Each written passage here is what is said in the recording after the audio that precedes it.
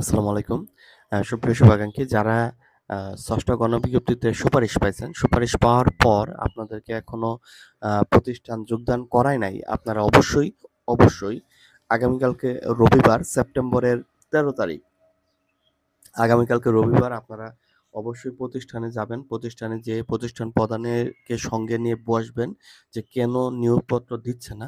যদি সে নিয়োগপত্র দিতে গড়িমসি করে, যদি সে অবহেলা করে তাহলে আপনি তাকে ওয়ার্নিং দিবেন যে আপনি কিন্তু এনটিআরসি বরাবর লিখিত অভিযোগ দিবেন যে আপনাকে নিয়োগ দিচ্ছে না বা নিয়োগপত্র দিতে দেরি করতেছে। তো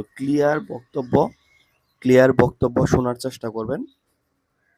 কারণ আগামী সপ্তাহে লাস্ট যোগদান করানোর।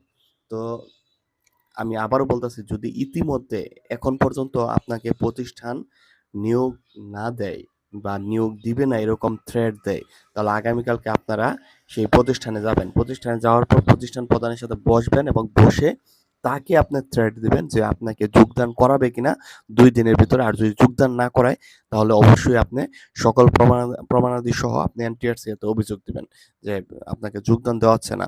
তো অবশ্যই যদি আপনার এরকম কোনো প্রবলেম হয় যে আপনাকে যোগদান করাচ্ছে না, এরকম রেকর্ডিং চালু রাখবেন। মোবাইলের রেকর্ডিং চালু করে পকেটে ফেলে রাখবেন, যাতে আপনাদের কথাবার্তার একটু ডকুমেন্টস থাকে।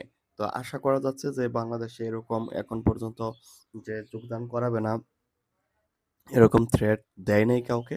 তারপরেও যদি প্রবলেম এরকম থেকে থাকে তাহলে আমি আপনাদেরকে রিকোয়েস্ট করব আপনারা অবশ্যই মানে খুব দ্রুত সময়ের মধ্যে এনটিআরসি এর অফিসে অভিযোগ দিবেন বিস্তারিত প্রমাণাদি সহ।